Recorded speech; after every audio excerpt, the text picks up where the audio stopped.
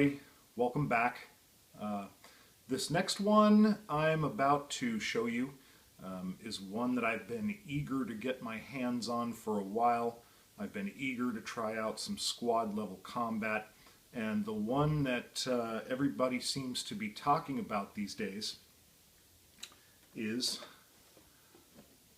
Conflict of Heroes, Awakening the Bear, by Academy Games and designed by Uwe and Gunter Eickert. This has been very successful. There's an entire franchise built up around the Conflict of Heroes system now. Anyway, there was a specific reason too why I chose Conflict of Heroes Awakening the Bear specifically that I'm going to get into a little bit later. But for now, let's go have a look at the game. Let's get to the table. We'll start off with a quick look at the components. We've got special cards, offboard artillery, special weapons, bonus cards, special action cards, event cards. We've got fantastic player aids that just serve as a excellent reference to prevent you from having to go back to the rule book while you're playing the game. There are 4 of these provided for each player to track victory points, command action points, and action points. I was really not prepared for the quality of the components that came out of the box. These counters are just beautiful. I love the artwork.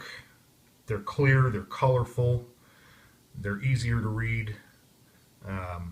All the information that you need to know about these units is printed on the counters.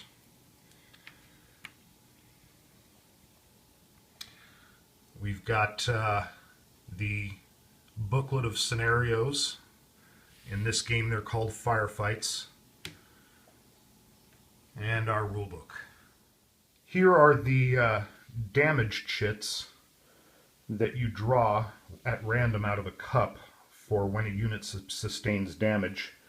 There's a separate cup for infantry damage and a separate cup for armored unit damage. And I'm going to talk a little bit more about these later. I've not used a rule book like this before. I really like it. The way they lay out this rule book is just perfect for teaching someone who has never played this game before. Rather than your typical rule and case style, this is laid out in a progressive manner, designed to teach you the game in baby steps. You know, they start in the first section teaching you very basic mechanics like movement, unit facing, etc. And then they turn you loose on the first couple of less complex firefights. Then they move on to rules like line of sight, etc. And then turn you loose on a couple more complex scenarios.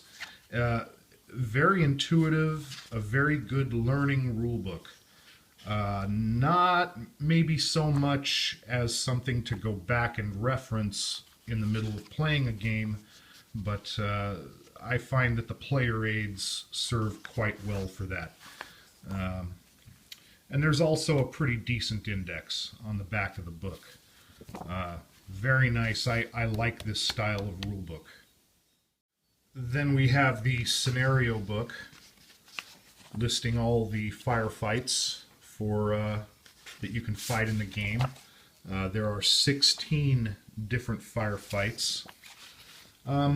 Really nice. It starts off with a history of Operation Barbarossa. A nice strategic map here, very colorful.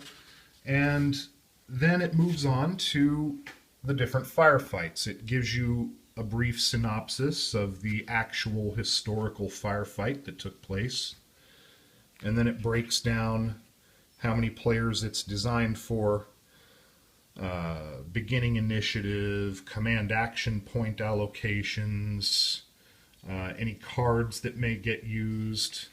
And then it tells you your units and where to set them up for each player. Not only that, then it shows you the map that you're going to be using and then actually shows you where to set the units up. Very nice. And then it tells you how many rounds are going to be played in the firefight, terrain modifiers, etc. Just very clear, very intuitive, very nice. Top quality. I just really want to zoom in close and just give you a look at the beautiful quality of these mounted maps. Boy, like I said earlier, I wasn't prepared for the quality that came out of this box. Boy, I didn't know whether to play it or frame it. Just top-notch. Here's an example of one of the firefights. The typical dynamic of these firefights is defender-attacker. For example, this particular firefight is divided east-west along this road here. And this is the battle for Mogilev, with the Soviets positioned with their units, the Germans positioned with theirs. The Soviets' objective is to protect this town, and the Germans, of course, their objective is to push the Soviets off, taking control of these building hexes. The game is structured in a series of rounds. Each scenario, the number of rounds is specified in the firefight book. Within each round, players take turns back and forth activating specific units or specific groups of units. Each unit, when it's activated, gets a default number of action points, which is 7. Now, later on, when you learn the game better, it's recommended that you do a random action point roll when activating a new unit.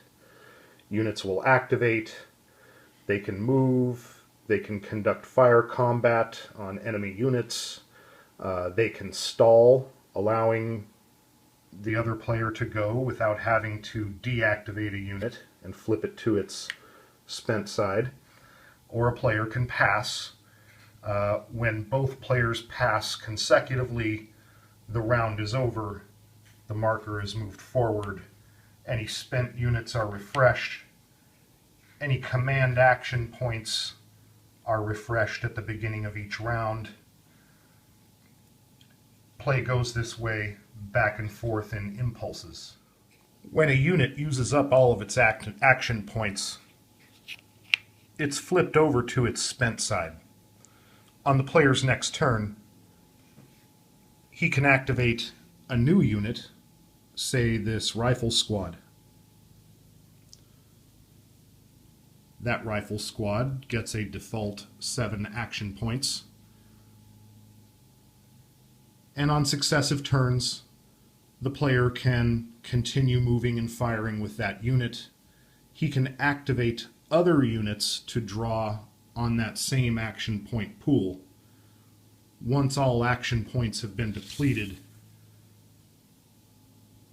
units are spent until the player's next turn, when they can activate different units.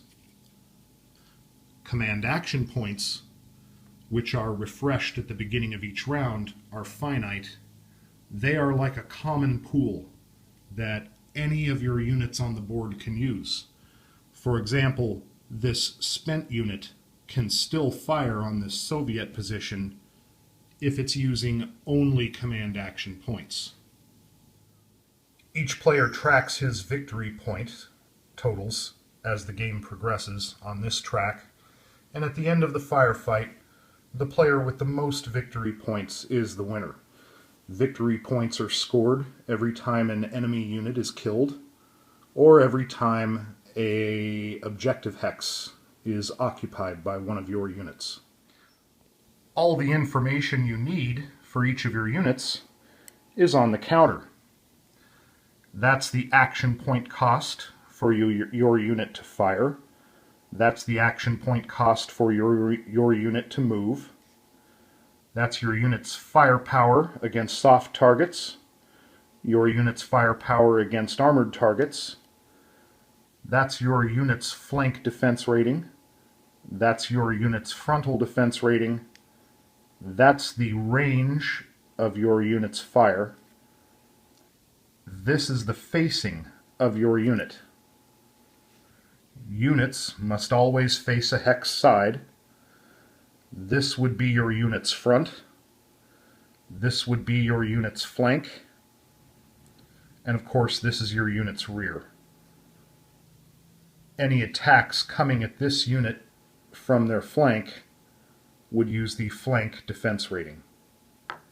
There's plenty of variety in types of units and terrain and obstacles in this game. It's just almost mind-boggling. You got, in addition to your regular rifle and machine gun units, you've got mortars, armor, artillery, trucks, wagons. You've got roadblocks, bunkers, trenches, breastworks, barbed wire, landmines. There are 5 of these maps. They're modular and used in different arrangements to make up the terrain of all the different firefights that you can play in this game. Another nice little touch that Academy Games added is within this big sturdy box, they give you a really nice functional insert to keep all of your units organized. And there's also plenty of room to add extra if you pick up any of the expansions. So, Conflict of Heroes, Awakening the Bear. For those of you who are already familiar with this system, I'm probably just chiming in with the choir here. But for those of you who have not had a chance to check this out yet, boy,